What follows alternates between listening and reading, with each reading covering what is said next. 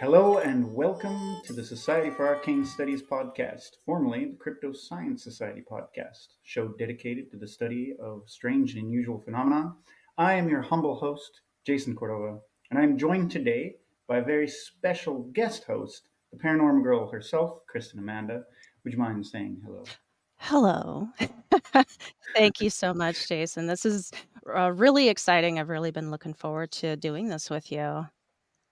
Yes, I'm excited too. This is a very special and unique opportunity for all of us. Um, uh, if you're just joining us and you're noticing some changes, you are correct. You are not crazy.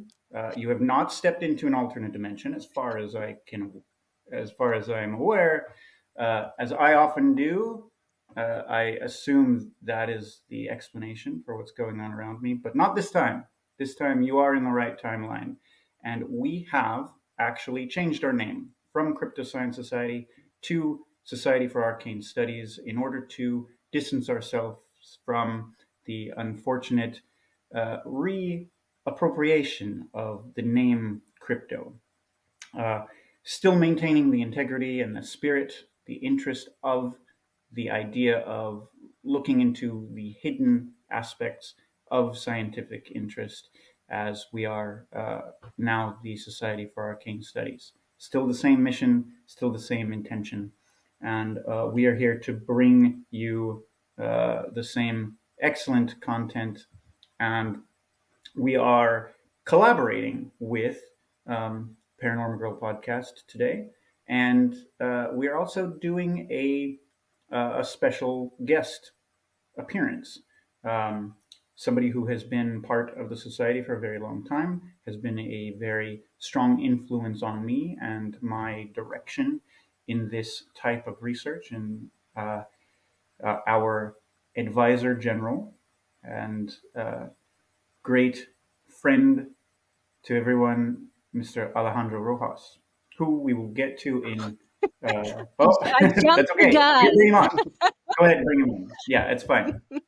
Um, but before we dive headfirst into everything, for some of the folks who may not be as familiar with ParanormGirl Podcast and Kristen, I want to hand it off to you for a minute to just give us a little bit of background and introduce yourself on what that's all about. Absolutely. And I'm so sorry I jumped the gun on that. But hey, Alejandro. Yeah, no, Paranormal Girl Podcast is something I've a passion project I've been working on for going on almost 3 years now. It is a podcast for the skeptical believer. I do love my science-based ideas about the paranormal, and yeah, right. Yeah, and I'm doing new things, breaking all the rules. Keep going with this, and it just keeps chugging along. Just did my first live, and it's very exciting, and I get to meet and work with a lot of really cool people, such as yourselves. I've met a lot of cool people in this field. Yeah, yeah. Thank you, and that is a really great. Um, it's great to hear you say that kind of thing, because I do know there are a lot of really good people, and in fact, we met through another affiliated group, the Werewolf Radar podcast, Yes, yeah, who is great guys. hosted by co-hosted by one of our former vice presidents, Jordan Dahl, and we were both on their show, and that's how that all got started. I've appeared on your podcast a few times. Mhm. What, 3 times now? 3 times, yeah, yeah. You hold the record. That's quite an honor. Um, and through that time, just listening to how you do research, you are definitely in line with the way that we want to approach this field. And um, we formally invited you to become a member of the Society for Arcane Studies. And we're happy to have you as part of the group. And even though Heather, our current vice president and usual co-host, could not join us today because she is busy in the thralls of her bachelor's degree, uh, We are happy to have you, Kristen, as part of our team today and join us for this very, very special interview of Alejandro Rojas. Yes. Well, thank you so much. It is such an honor. But enough about me. Alejandro. Hello. Hi. Thank you so much for coming on and joining My us pleasure. today. Let's jump right in. I always like to start with just a little bit of introduction. Tell our audience who you are. Yeah, so my name's Alejandro Rojas. I've been a researcher, mostly writer. Well, I've done all kinds of things in this field for the last 30 years or so. 20, yeah, probably coming on 30, getting old. Jason and I are getting really It's old. closer to 30. Jason, of course, was my first paranormal partner when when our grandma was getting us into this as little kids. And So yeah, since then, at the beginning, I was looking at a lot of different paranormal topics from a science perspective for the most part. Um, and I like to tell people, when they ask how I got into this, it was a mixture. When I went into college, it was to be a rocket scientist. Physics, math was always, my preference. But Jason and I also have, roots in Native American and Mexican cultures, which are more open to kind of paranormal ideas. So we love to honor that side as well and keep an open mind. And that's kind of the combination of things that compelled us to spend our whole life, researching these topics. I eventually, moved on to help out with the Mutual UFO Network and work for their headquarters in Denver, which is where we're from. I was their PR person for a period of time, then moved on to, during this time, writing for different outlets, including the Huffington Post. I've written for the Roswell Daily Record, Den of Geek is a place where I've written quite a bit. And then also, eventually started a company called Open Minds TV. In fact, right behind me are what's left of our magazines, which we had for a period of time. We have a website where we were writing every day for 10 years, updating people on UFO news. I've ran a podcast before then and since. It's been offline for a little period now, but I'll be starting up a new one soon. And then started up a group of kind of the science-minded people called the Scientific Coalition for UAP Studies. I'm a board member there, where we have a lot of scientists, and in fact, the majority of scientific papers that were coming out on this topic of UAP specifically were coming from us. Luckily, that's changed, where now there are a lot more scientists involved, and we work with a lot of them, and some of our members co-write papers with the AIAA, for example, or the Galileo Project, which has also had a lot of papers come out this year. So it's very exciting that kind of quietly the scientific research side of this stuff is burgeoning, but it is kind of quiet. It's not necessarily hidden. It's just people, you can find it if you look. It's just, unfortunately, most people don't look. Most likely they're going to click on the headline of something sensational rather than Right. reading a paper, a science paper, even though they're exciting stuff, in my opinion. And now I work for Enigma. I'm the head of content and research there. Have built an app where we're collecting UAP reports at our website and our app. And, we are trying to work with the government. We've had meetings with NASA and Aero, which we've shared publicly, even though a lot of conspiracy people are like, why are you hiding that you've talked to these guys? And we're like, we're not. We're the ones who shared that information. You probably wouldn't have known it if we didn't share it. So yeah, that's what we're doing, but it's very exciting. I think we're at a time, in my mind, if you don't mind me going there, kind of like, the goal prior to 2019, I would say, was to gain credibility to this topic. This was a topic that wasn't being looked at. I felt that, even if it was all turning out to be mundane, it's scary to have these reports coming from credible people calling up the FAA or working with the military and hearing that lots of these sort of reports are just ignored or pushed under the rug Mhm. because they're too taboo to work with. I feel that the FAA is still kind of in that mode. They really have not taken on the gauntlet as many other agencies have to take this seriously, I think, which is important. And I know that government agencies like Aero, the current government UAP project, are trying to kind of work with them to do that. But the point being that, we were trying to bring that credibility to the topic and not have it ignored, because I thought that ignoring it seemed very irrational. Luckily, we've gotten there. But that's a shift, at least in me, and I think people have seen that, and they've kind of wondered what that is. But when you're trying to gain credibility for a topic to get it into the New York Post or the Washington Journal or Washington Post or any of these other major mainstream outlets, credible people saying incredible things is helpful to get you there. Mhm. But once you're there, it doesn't hold any water anymore. Now it's already accepted that this is a real phenomena. So hearing opinions doesn't really get us anywhere. Right. But what does is evidence. And like I've said, a lot of people have said, oh, finally we'll hear the truth, now that this is open.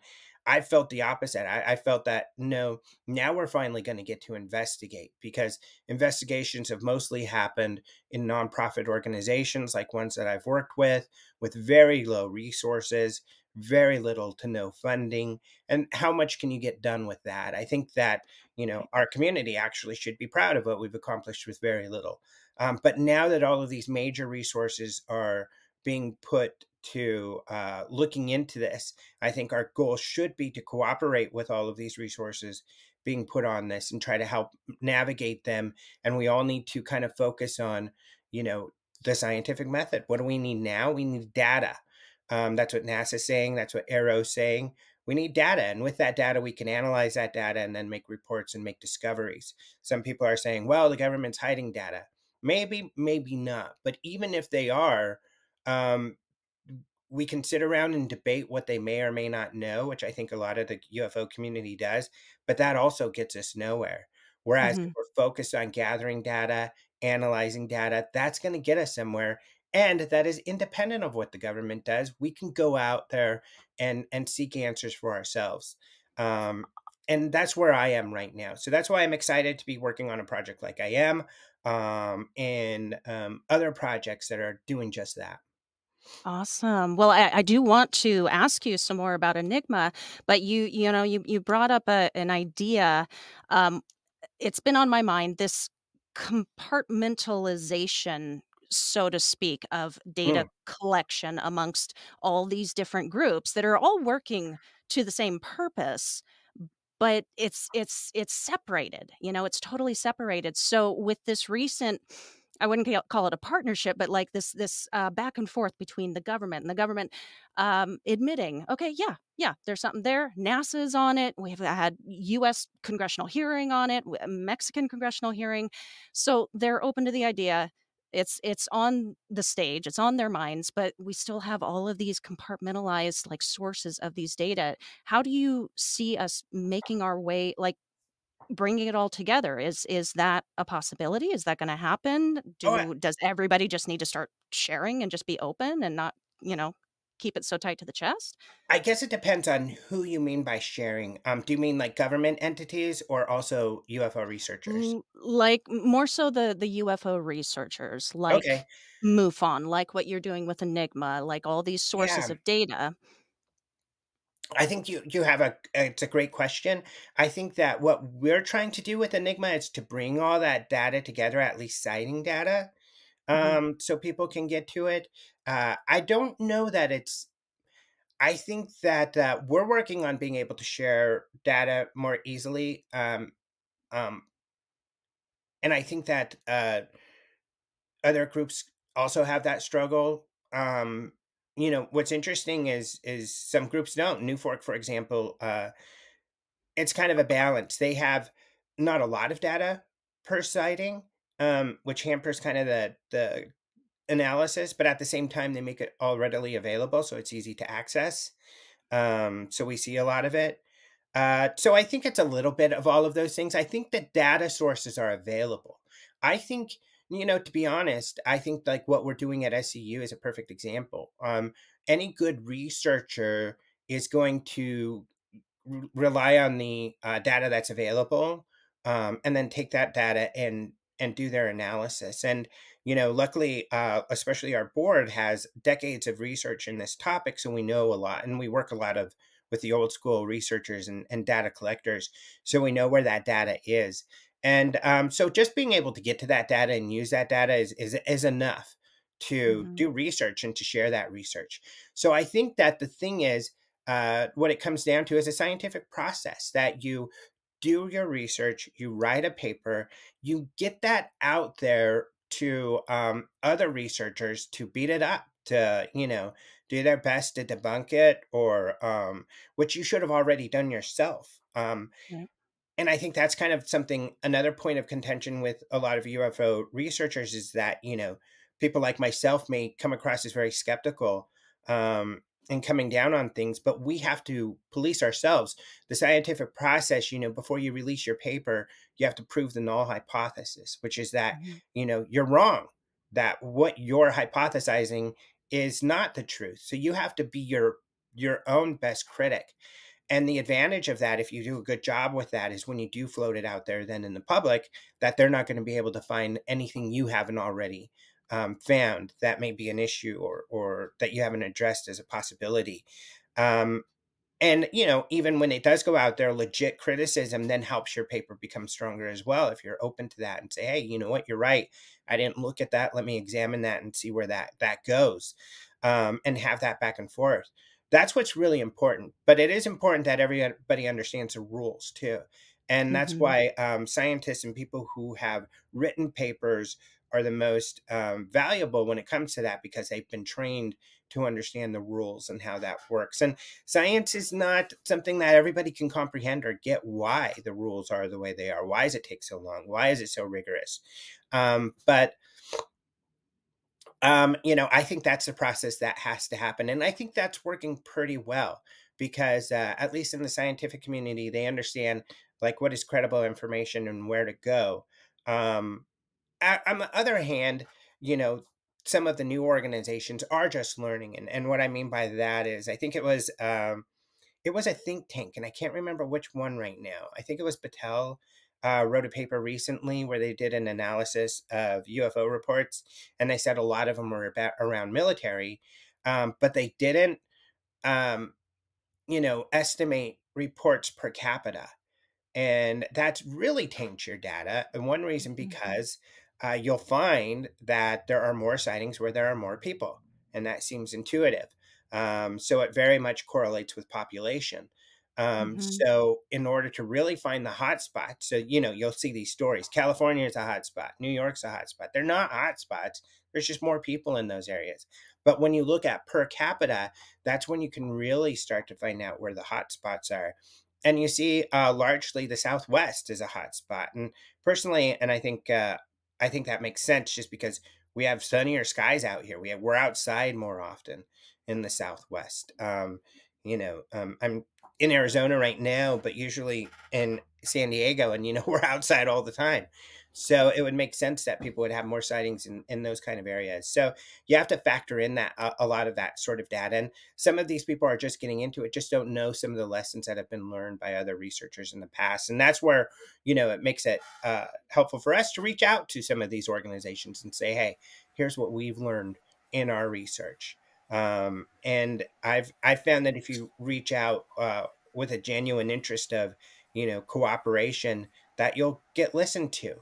Mm-hmm. But of course, a lot of people in the UFO community get frustrated because, they're telling people, you're not paying attention to, my alien experience, and coming at people, kind of attacking them right off the bat. And of course, you're not going to get a positive response if that's your stance.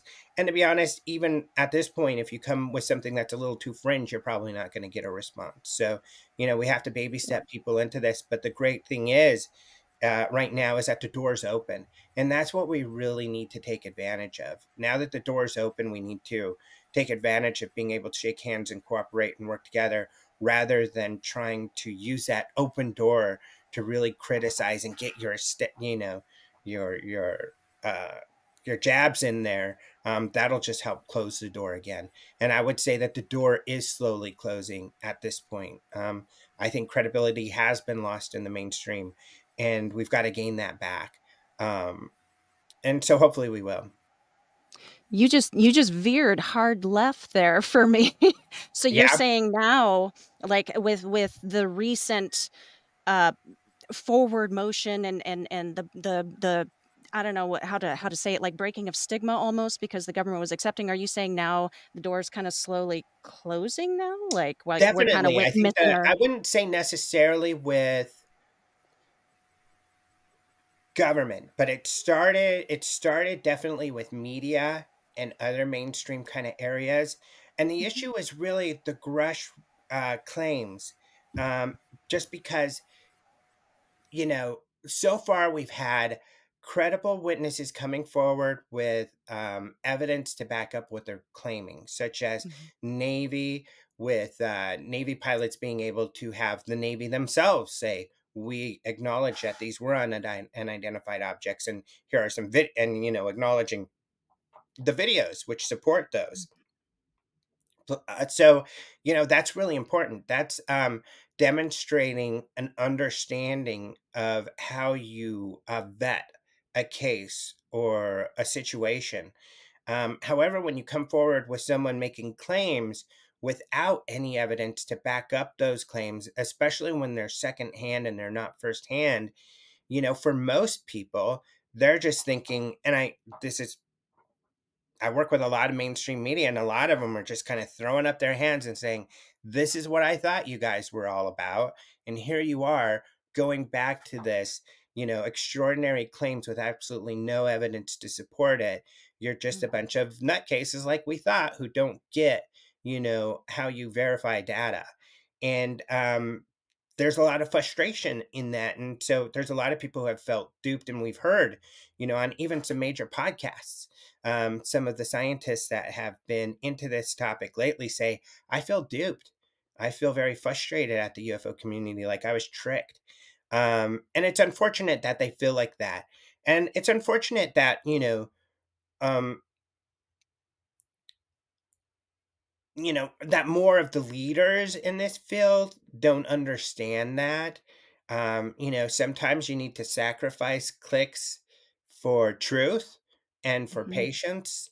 And there is something to, I think, the idea that uh, a lot of times people are basing their livelihoods off of this, so they can't take a downturn in clicks, or it's going to be a financial struggle. But at least for me, I've recognized that um, I could definitely uh, do more television or sensational type of stuff and maybe get in front of the public a lot more. But I would rather do the science to figure out actual answers in this field. And if you're going to do that, then that's a very niche kind of corner of this world that's not going to get as much attention. But that's fine, Mhm. because this is where the real answers are going to come from. And that's what I'm excited about, is trying to at least take full advantage of this period of time of credibility, so that if the door closes completely, which is entirely possible, that we've at least grown our community of serious researchers, and are moving forward with our own work, should that happen in the future.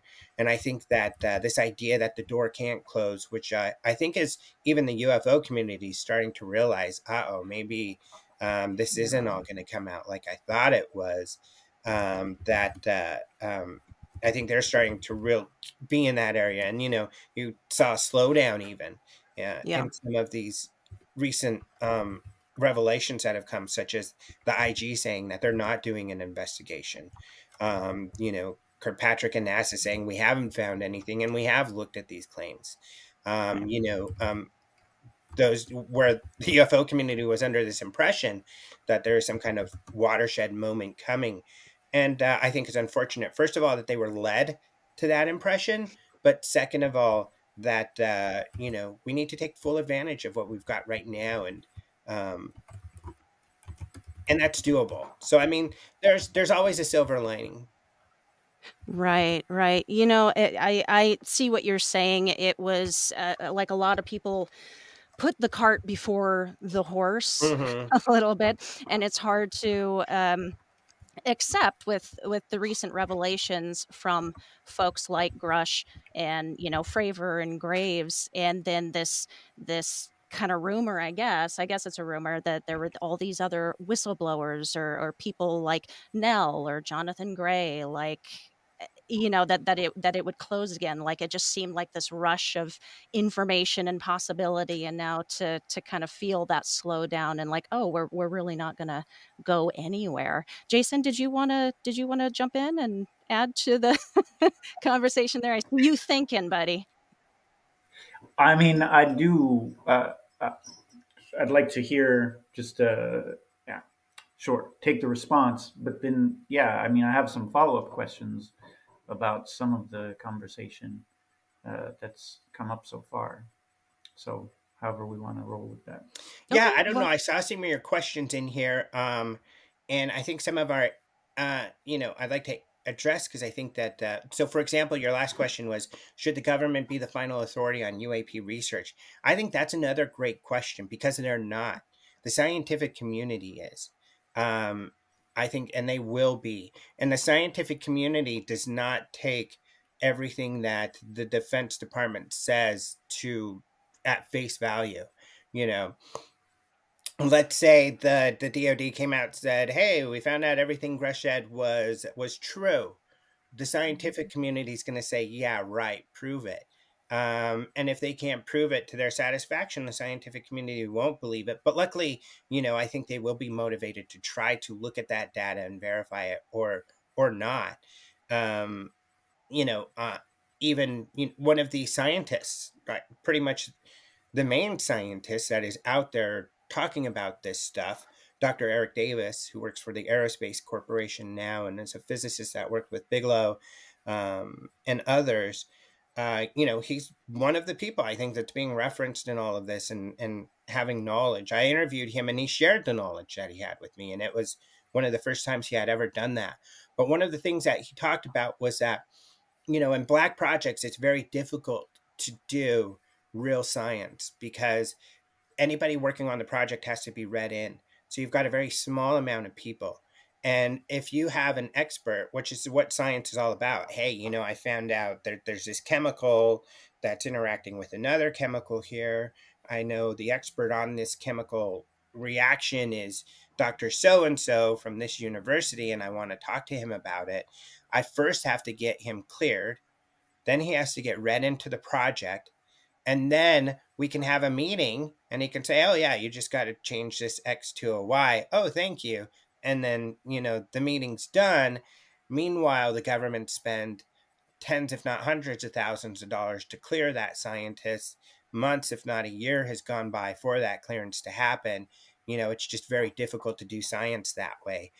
So having that kind of testimony from people who do science and the DoD and SAPs or Black projects, then the science can be in question when it comes mhm. to some of these things. So, or whatever level of science, sometimes there's more of an intelligence analysis that comes to a conclusion.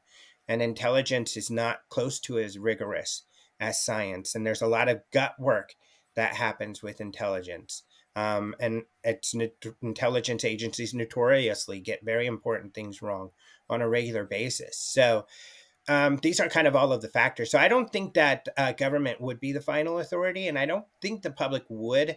I think science would be for the official authority. However, this is one of the hard parts with this topic is that I don't think the public will ever be satisfied. There's a lot of people that have set worldviews, and unless you're going to verify what they already feel they believe, then they're not going to accept your analysis or what you come up with anyway. So that's a really hard part. A lot of people have, there's been a rumor that there'll be a new head of Arrow soon. And people have said, oh, Christopher Mellon, who's one of the guys behind the scenes who really got us where we are. He was a great, and he's got a background as, I'm probably going to say it wrong, but like a deputy assistant intelligence defense director. I forget totally what it was, but essentially his job was like briefing Congress on SAPs. So he's very knowledgeable on that level, and was able to navigate things and get us here. People suggest he should take SAPs? that role, but I would see the UFO community turning on him in a heartbeat the first time he has a report and they're not satisfied with that report. A lot of the Hold on. UFO community You used an acronym? complains about the You used an first acronym. intelligence report, and that was written by Dr. Travis Taylor, who's on Skinwalker, TV show, who's one of their heroes. Yet there's this kind of really, this is cognitive dissonance when you're like, this guy knows it all. He's in the loop, and then on the other hand, saying, oh, this report is all BS and it's all lies. Both can't be true. And I've talked to Dr. Travis Taylor, and of course, he feels that report was great. And I personally also feel that report was very important and groundbreaking and helpful for the community. But sorry, Jason, you had a question? You used an acronym, SAP? SAP, so a Special Access Program, which is the technical term for a Black project. Mm-hmm. And to clarify, it was Christopher Mellon's former job was a Deputy Assistant Secretary of Defense for Intelligence. Perfect. Thank you. Mm-hmm. Speaking of Arrow and some of the kind of pitfalls that come up with that, where do you put them in kind of the category of these? Are they in with those new groups that are doing research and kind of missing some of those marks, or are they something else? I would say, it's hard to say. It's hard to check their work when we don't see their work. So that's what makes it difficult. We did see a little bit of their work when Kirkpatrick wrote a paper with Dr. Avi Loeb. And that paper got a lot of criticism, and surprisingly, because it seemed too open to UFOs. In it, they had discussed the possibility of a mothership that had probes, a mothership out in space that maybe was dropping probes, and those probes were coming out around and buzzing us. But the problem I felt with the paper was that it was actually a good paper, but very few could understand the purpose of the paper. And you had to be kind of in this science conversation with UAP at the time. And what they were essentially trying to say is, hey, for those of you who are UFO believers, you can't just say the laws of physics are being broken with UAP cases. You have to prove it. And not only that, there are situations where it could be extraterrestrial, but it's still not breaking the laws of physics as we know it. And that's where they came up with the scenario of the mothership and the drones as an example. That's what they were trying to say. But they were also trying to say with that scenario that, hey, for you skeptics, you also have to keep an open mind because we don't know what the answer is. And the answer could be that mothership with the drones. So, I mean, it was trying to speak to both sides. And I think it had a very important purpose for everybody to keep an open mind and for everybody to do good work and good science. And I think that's a good message. But that message got lost, especially when the media just honed in on, the government saying there's possibly a mothership dropping drones out there. So the message just totally got lost, but that was important. So that's an example of, I think, what was an important message, but, I think maybe their strong suit wasn't delivering that message, so it didn't come across. But that, we haven't seen a lot of their work. So I'm hopeful that their work will be good. It probably is. I think that some people question, how thorough it is on both sides. So, for instance, the video that they released of the metallic orb has been potentially debunked. I know Chris Mellon had felt that it was sufficiently debunked by a group of skeptics, Bellingcat, I think their name. And this is you're referring to the video that is an overhead drone camera. Correct. Of a metallic orb object. Correct. Moving around some buildings in the desert. Right. And you can see that on their website. They had listed as an unknown. They didn't know what it was, but analysts said, well, it seems to clearly fit into the category of balloon. So on one hand, there's that. How thorough was their investigation? How did they miss that? Maybe that investigation was prior to Arrow, because of course there was the UAP task force before them. Then on the other hand, though, when they're kind of making certain claims, some have criticized, well, how can you make that claim without having a criteria? So in other words, what is a criteria for naming something as unidentified? What level of data do you need to be able to make that determination? And should you be claiming this or that without having set those kind of parameters first? So, and those are the type of things that, of course, we discuss out here and have been for years in the scientific community looking into this. So I think they can still learn. But on the other hand, I understand their struggle in trying to find out who can I trust out here, the trust thing goes both ways, because there are certainly, and I think everybody can agree in the UFO community, people in the UFO community who are very well known and have large followings who are sharing less than credible or good information. They're sharing bad information. And if you were to come into this from the outside, you wouldn't know that unless you've been in the community for a long time. And then, because I've had people joke to me about this.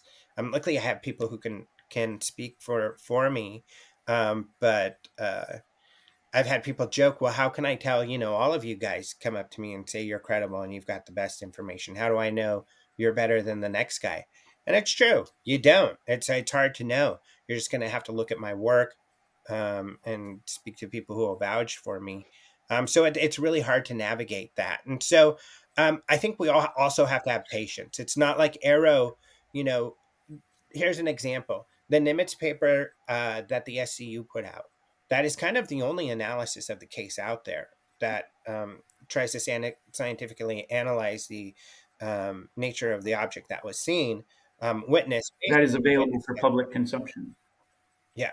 So 2004 Nimitz off the coast of San Diego, the big one that, but that paper took a couple years to write, that's one paper. So expecting Arrow to have very many answers within a year or two is asking a lot. I think that, they're also in the middle of getting money and then setting up their infrastructure. So there's a lot that has to be done we'll see, I think a lot of revelations coming there. But at the same time, I don't think we need to be complacent. I think we need to head forward. We don't know the future of Arrow. We don't know if their funding will continue. We don't know what's going to happen there. We don't know. But so we have to make sure we maintain control and we keep moving forward. Because, again, no matter what they come up with, it'll need to be verified by the scientific community. As it stands right now, currently, I think I read a recent interview with Spergel, who was saying that Arrow had investigated somewhere around 800 cases to date, and still only 1% to 2% is found interesting. That's what's left on the table is interesting. Do you think Kirkpatrick, and this might be a divisive thing because I think a lot of people have, emotional reactions about it, but do you think he's being properly open-minded? I know he's a very logical, analytical, science-based person, but is he enough with the open-mindedness? I think that with this sort of thing, we always need to look at the glass half full, or a quarter full, or a tenth full, or 1% full. In this case, 1 or 2% full, because that means the door's open. I would say look at JPON. JPON out of France is a UFO organization started in the 70s that exists to this day. It's under their version of NASA, the CNES. Jacques Vallée actually had something to do with helping motivate the French government to help to create this department, along with a CNES scientist who is well respected. That scientist essentially looked at the Condon report and said, what is this UFO stuff all about? You know, and he said, this is a report that proves there's something going on. So that motivated them to start this. If you go to their website, you can look at it in English, and they have all of their data available. In fact, on the front page, they have their numbers available, and they have a couple categories for unidentifieds. One is not enough information, and one is unidentified. And I think that's what I think that's a good model for Kirkpatrick to adopt, but it's along the lines with them. They have 3% that are truly unidentified, whereas the majority, another something like 15-20% is not enough information. And that's what Kirkpatrick is trying to say, is in a lot of these, there's just not enough information, which is totally legit, because the bar to prove something is unidentified is pretty high. And in a lot of cases, we just don't have enough information. Even some of our favorite cases, we don't have enough information to be able to be definitive. So I think that's fair. I think that what we need to look at, what's awesome, is that they're saying it's 100% bogus. They're saying that there are some cases that are legit, because when you're talking about thousands of cases a year, 1% is a pretty big number of legit cases. And this also puts me back to Blue Book, because I really think that data is valuable, and they should be looking at that data, and I hope that they do, because those are 700 cases that were classified as unidentified. And throughout the years, those cases were debunked over and over again. So these 700 cases were able to survive several waves of being re-examined from a perspective of trying to debunk them and get them off the books. And they weren't able to do it. And when you look at those cases, they're very credible cases with usually multiple military witnesses, multiple law enforcement witnesses, jets being scrambled in many cases. So I think that's good data. And what is that percentage now? What's that?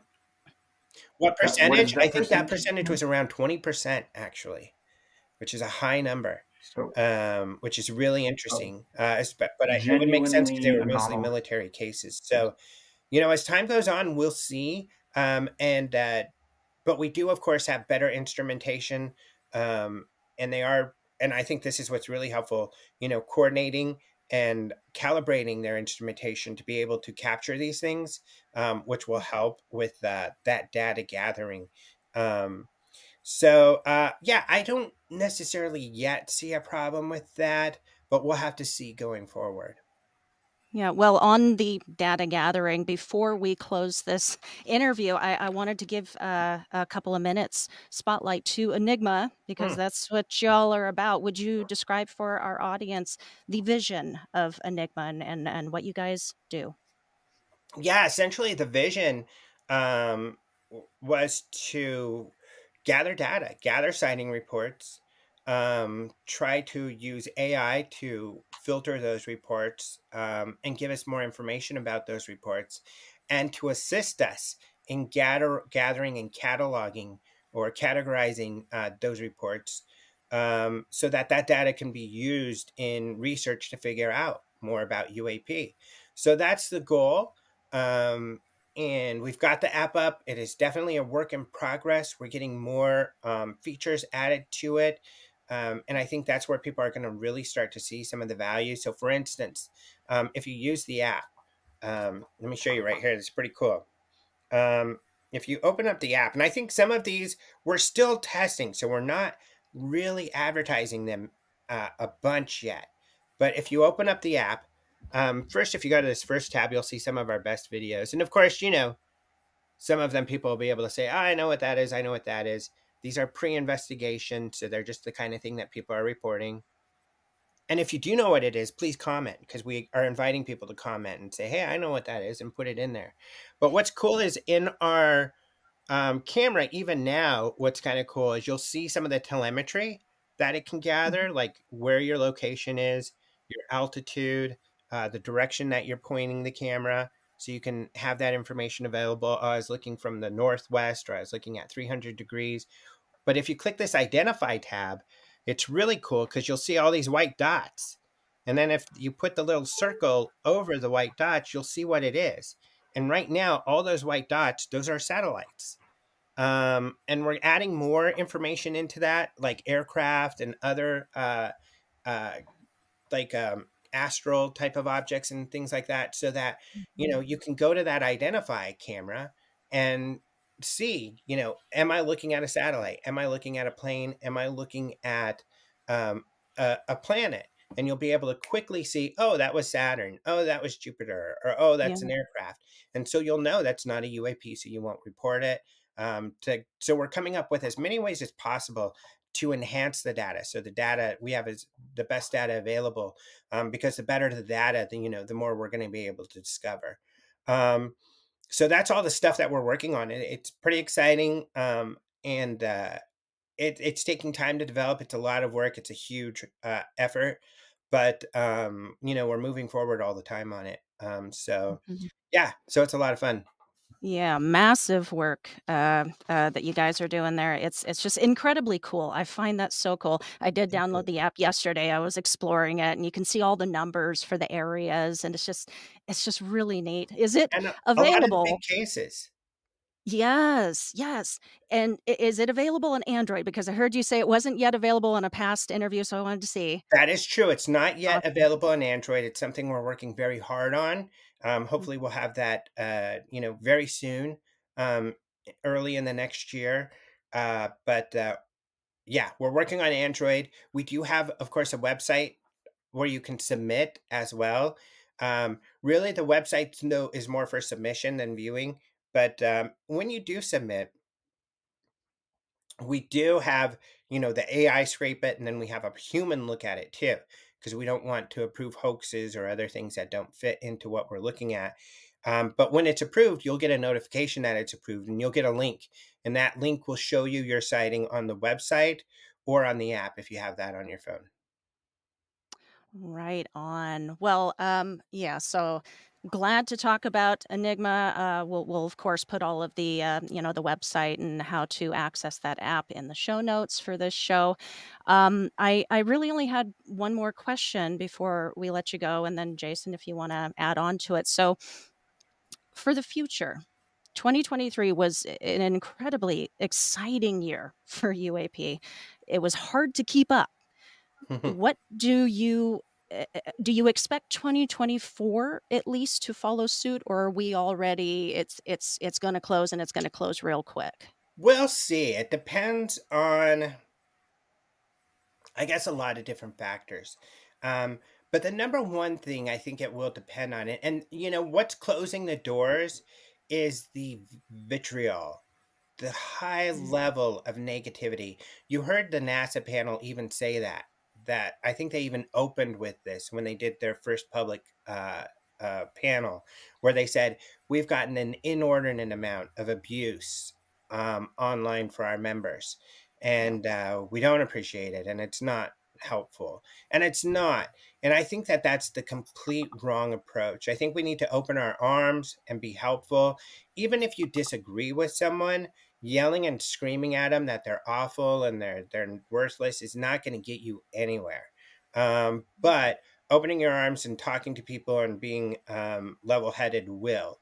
And, sometimes some of the scientists can be snarky too and dismissive. But you know what? They listen. They really do. Because in the end, they are,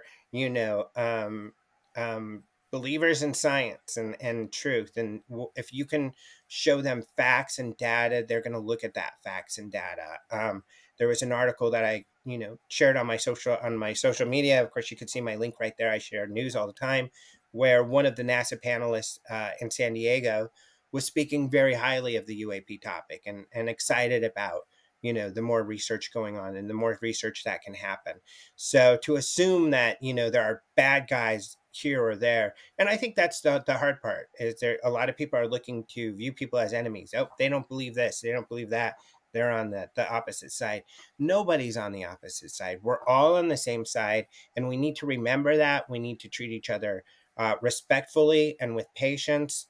And that's what's really going to be the most effective. If we can approach some of these groups and say, hey, thank you very much for keeping an open mind. Here's some things I think you should look at. I'm a supporter, or I'm a constituent, and I really support that you're doing this, and I want to thank you. That's going to go miles and miles. That's going to go really far, because what's driving Congress, not to be cynical, but it's, the way the world works, is politics. And they see that there's a lot of people interested in this. So they're going to do what they can to garner, which is part of their job, to represent their constituents. So let them know that this is what you want them to do.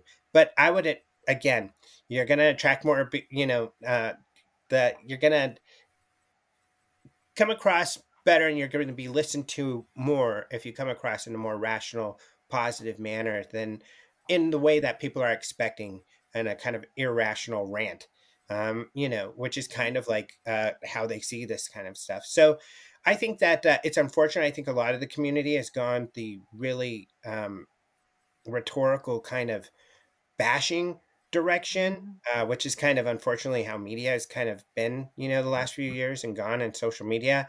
But I hope that turns around, because that's what's going to really help. And including the media, contacting them, giving them information. Local media does wonders, because those local media articles often go viral nationally. And so finding friendlies in the local area, which, Jason and I have a lot of experience in finding local media that is friendly to your topic, and then they cover you a lot in a positive manner. And that goes a very long way. So, keep it positive and keep it cooperative. And it not only makes it more delightful for yourself and more positive to be working on this kind of stuff, but it's also going to gain you more results. I love that. Jason, did you have anything you wanted to throw in there? I can't really think of anything other than, it's been a long road, right? Like, these are conversations that we never really legitimately expected to be having 10 years ago, right? Yeah. Like, I keep reflecting to the first, those early, some of the first time sitting in the MUFON meetings, right? I'm thinking, we're just like, okay, here we are. I'm ready to go. Like, let's get deeper. And we really have. So I think, what would you like? What's the fantasy? Like, we used to think, like, it's, disclosure is the end all be all, but reality now, it's a little more nuanced than that, right? So what do you think would be the ultimate, like, the best case scenario that would be the outcome of these types of studies?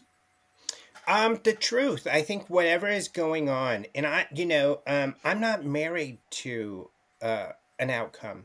And it's partially because it's a couple of reasons. It's one, you shouldn't, as a researcher or a journalist, because then you're going to bias yourself, and you're going to taint and possibly taint your research and your story.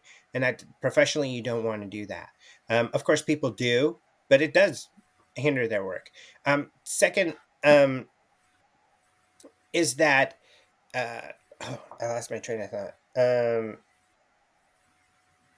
And coming up with the answers. Second is that whatever the answers are, they're going to add to science. There's things out there we don't know. Even ball lightning has not been proven scientifically. If we prove that, that's a novel scientific discovery. Weather phenomena, other things that are going on out there.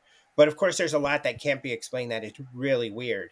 And the possible answers are really exciting. And we can do nothing but learn from those answers. So I think what I really hope is that we learn together.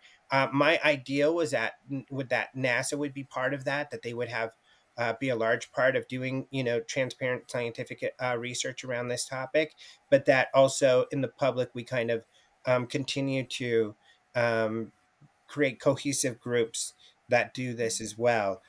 Because there needs to be checks and balances, and that's what science is about as well, is having as much diversity check the work to make sure the work's as good as possible. So I think all of those things, that just cooperation and working together, but working to gather data and analyze that data, we're going to make discoveries, period. It's going to happen. That's how science works, and science comes up with discoveries. And often, especially in astrophysics and a lot of, more mysterious sort of topics, the discoveries we make, we never could have imagined we were going to find these things. Never could have imagined on a regular basis, if not weekly, maybe daily basis, we're making discoveries where we weren't even speculating that this could be the case. So that's going to happen. So as much as we're speculating as we do, that's another reason why not to get set on an answer, because we're also going to make discoveries we never could have even guessed would have been the case. And that to me is extremely exciting. And so we keep doing this work, and I'm confident that those discoveries will happen. Yes. Cohesion, work together, call each other on our BS. We are all in this together, you guys. All right. Well, that's all I had, Jason. Is that it for you? All right. Well, yeah, that's pretty much all I had. Thank you so much for both of you for coming on the show today. This very special event, special episode. Hopefully, we'll be able to put out some more here in the near future. But if we don't go wandering too far. We'll be back eventually. In the meantime, though, just keep in mind that this podcast is written and produced by the Society for Arcane Studies and its members. The theme music is Dead Bats on a Wire by Savannah-Rivka and Ashley Eve. Graphic design by Heather Jane Metcalf. And if you like what we do, please consider buying some of our official merchandise. The Society for Arcane Studies has some official merchandise. You can find it and links to our blog and socials by going to our link tree at Paracrypthology. And let us know what you think in the comments, and email us with any feedback or questions you may have at cryptosciencesocietyx@gmail.com. And please do what you can to like, share, subscribe. And until next time, keep questioning.